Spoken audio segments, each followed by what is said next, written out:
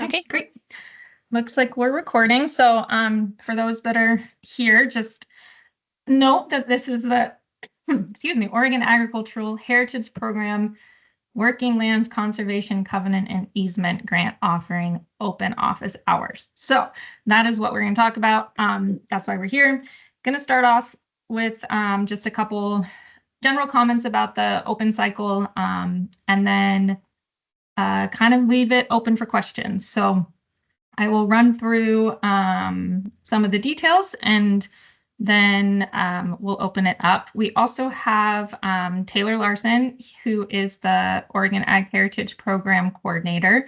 So he's on with us, as is Renee Davis, who is the Acquisitions and Special Programs Manager. So Renee manages a host of programs, including this one at OWEB.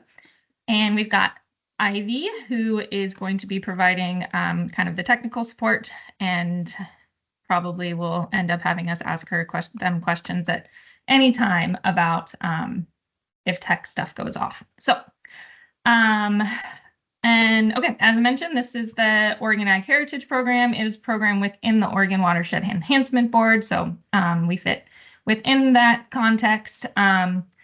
The overall program's purpose is to contribute to the public benefits of increased economic viability of Oregon's agricultural operations and economic sector, as well as the reduced conversion and fragmentation of Oregon's working land and the enhanced fish or wildlife habitat, water quality, and other natural resources on Oregon's working land.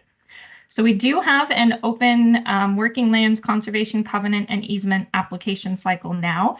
It closes at 5 p.m. on November 13th. We do suggest that folks spend as much time kind of getting to know the application and then actually working on submitting a couple days in advance of the deadline, just so if there are any issues that come up during submission, we can work through those before we're kind of scrambling at the end. There is $1,760,000 available in this cycle for OHP Working Lands Conservation and Easement Covenant grants. The eligible projects for the grant type are a conservation easement or a covenant for the purpose of ensuring the continued use of the land for agricultural purposes while maintaining or enhancing fish or wildlife habitat, improving water quality, or supporting other natural resource values on the land. So those are the statutory and then Oregon administrative rule kind of purpose of the specific conservation easement or covenant that needs to be addressed. So conservation easements must be perpetual. And then if a covenant is being applied for, the covenant must be for a fixed term between 20 and 50 years. They must be on working land, which does have a definition, and I'm not going to go too far into depth on that, but it essentially is land that is actively used by an agricultural owner or operator for an agricultural operation, and that includes, but is not limited to, active engagement in farm use as defined by Oregon Revised Statute 2115.2032. So I'm not going to go into everything in that specific definition because it's pretty long, but we are more than willing to provide links or help with that. It's a pretty broad list. So if you are curious if the type of agricultural use or the type of use on the property that you're thinking about would qualify, don't hesitate to reach out and we can answer that pretty quickly. Eligible applicants are land trusts, certain nonprofits with a mission of conserving land through acquisition of property interests, and certain municipal and government entities other than state and federal agencies, soil and water conservation districts, if their documents, enabling documents allow them to hold easements, are an eligible applicant. The grant requirement. So there's a lot of grant requirements. And on the Oregon Ag Heritage Program website, there is a host of documents that lay out the program and the application requirements. There's a program manual, which is quite lengthy, and it goes into depth about not just the application needs, but also program requirements if an award is made. So I do recommend you spend quite a bit of time with that manual just to get to know the program and what would be required both for the application itself and then post-award. And like I said, I'm not going to go over all of that here. So we do encourage that thorough review of the manual, and then are available as a resource anytime with any questions that come up in review of those documents. So if there's any questions about the Ag Heritage Program, the Conservation and Easement Program, or Conservation Covenant and Easement Program, we can answer questions about that now. And then I can go into more specifics about this application cycle. I noticed we got some additional people while I was talking, so welcome, and we'll get to kind of more of the Q&A about the cycle after I go through those details. So I'll give you a couple seconds for anyone who might want to ask about the program. Okay, seeing none, you can always ask afterwards too, since we will be here for the full hour. Okay, so for this this application cycle, complete and eligible applications will be reviewed by OAHP staff, a technical review team, and due diligence contractors. That all starts pretty much immediately after the deadline on November 13th. We will be requiring applicants to participate in virtual site visits during the review process through November and December. So we do ask that you keep this on your calendar if you do plan to apply. And we'll be reaching out for specific scheduling once the application deadline closes and we've done our initial eligibility review. The virtual site visits are an opportunity for applicants to engage directly with the review team to showcase and describe the application. And in the past, we've done on in-person site visits, tried to kind of move throughout the state. We've recognized that winter is not the best time to get full participation to the extent that we'd really like. And also it's just a challenge for folks to travel across the state at that time. So we've opted for the virtual site visits. It's new this year. And we will, of course, be giving folks whatever guidance they would need after the application deadline to help put together the best presentation that you can. The review team ranking and application evaluations will be presented to the Oregon Agricultural Heritage Commission in early February. And then the commission's funding recommendation will go to the OWIB board in mid-April. So basically from November and then till April is our review period.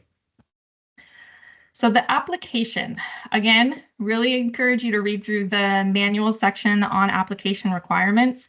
There's a host of required materials that need to be submitted with the application, and the manual provides specific detail on what we want and are expecting regarding those materials. So that includes things like what we're looking for in title documentation.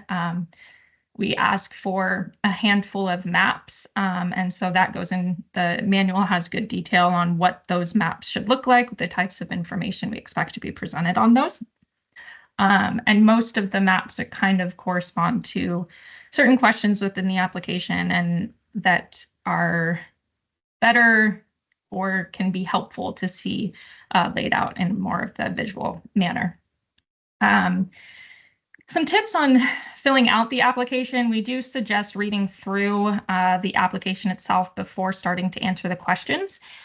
This can help you understand the differences between questions that at first might appear similar, but there are nuanced differences. And so we encourage you to kind of get a lay of the land in the application to start, and then start to answer your questions. And again, if there's not clarity on what the application question might be getting at, you're welcome to reach out to us for more guidance. The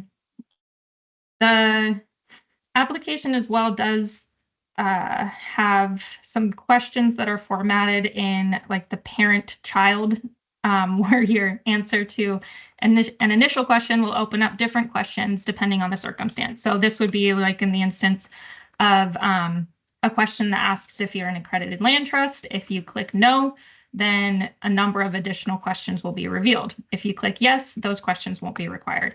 So this is important to, if you go through the application, you can kind of see like where you might need to make sure that you're bringing additional documentation or answers into the application itself.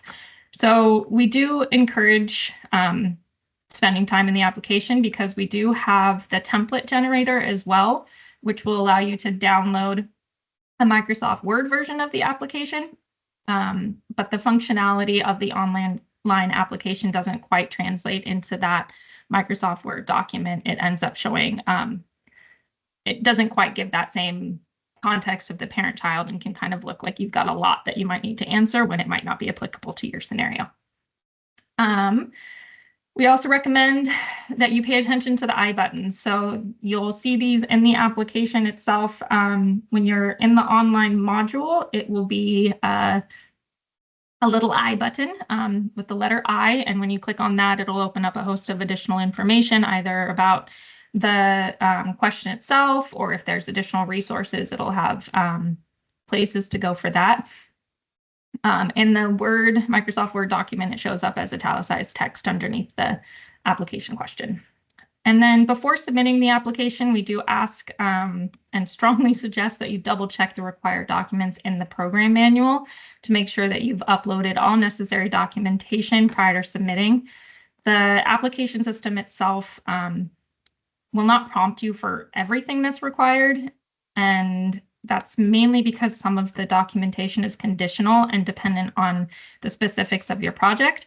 So as mentioned above, it's really important to kind of use the program manual as a companion to the application uploads as well. And so those would be things like the application or the manual says that if an appraisal has already been done or is being used to support the purchase price of the easement or covenant, then that appraisal is required.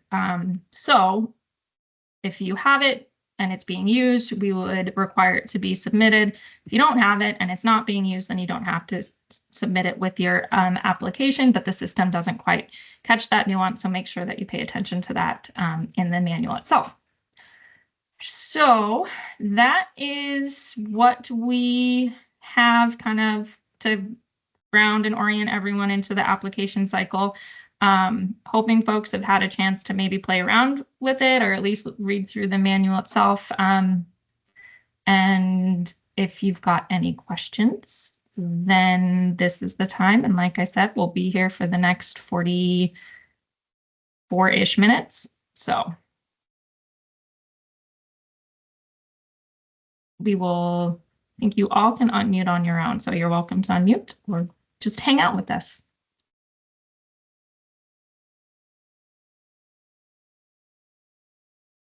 I think people can raise hands too. Can people raise hands?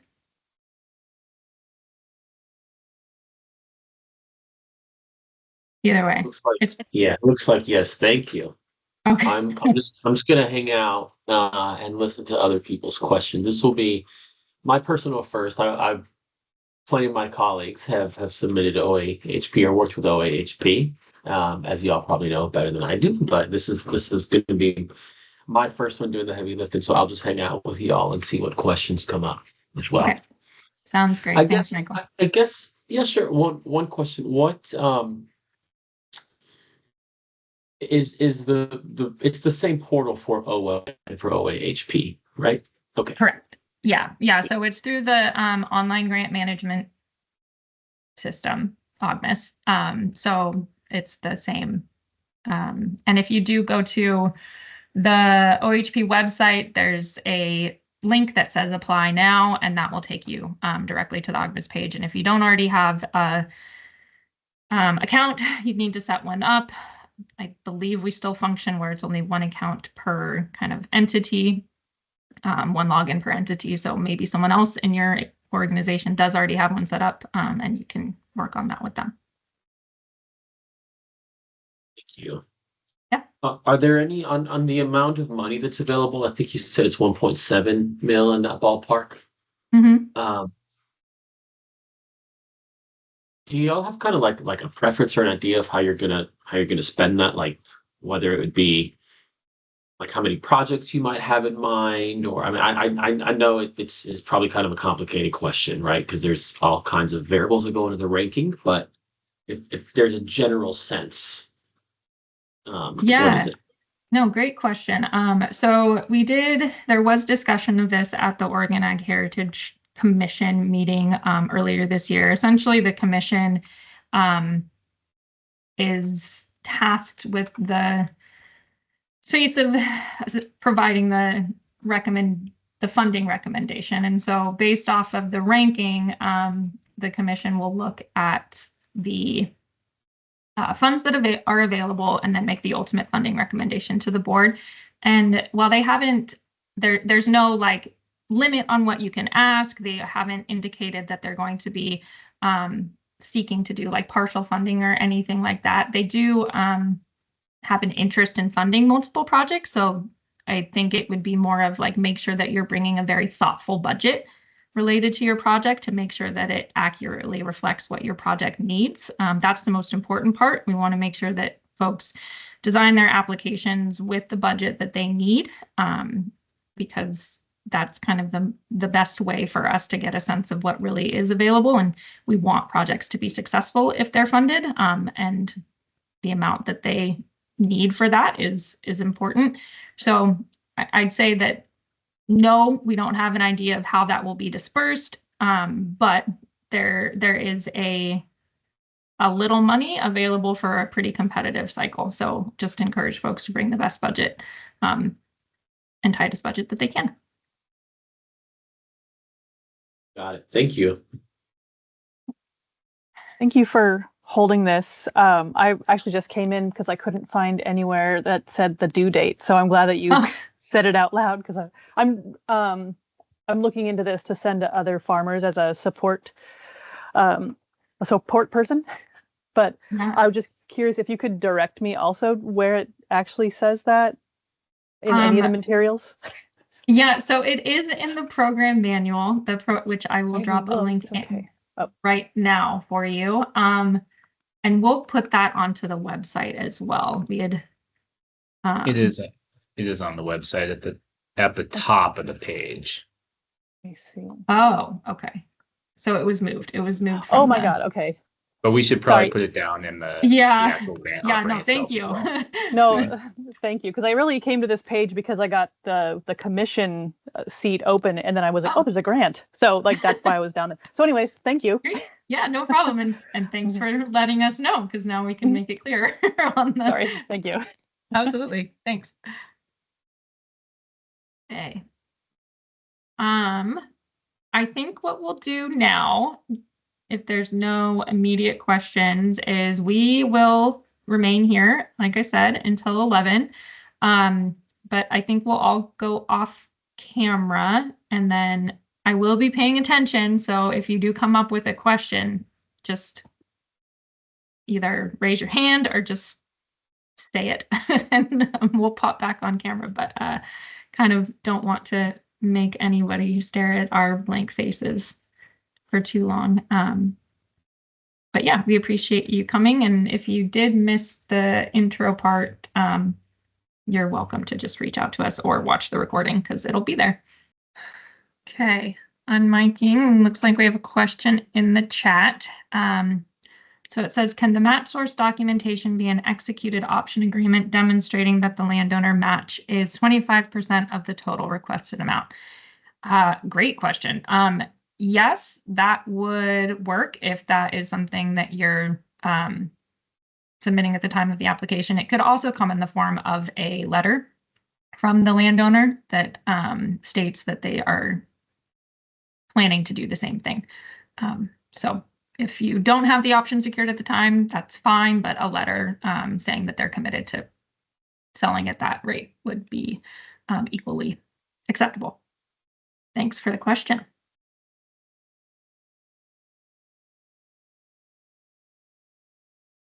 Okay, looks like we are just about to reach 11 o'clock. So I think we'll say goodbye now to those of you who are on. Thanks, Michael and Brooke, for lasting the whole hour. Sorry there wasn't more here from folks question-wise, but before we head out, just for both of you again, feel free to reach out with any questions as you get more familiar with the program and the application. And Ivy, why don't we stop recording?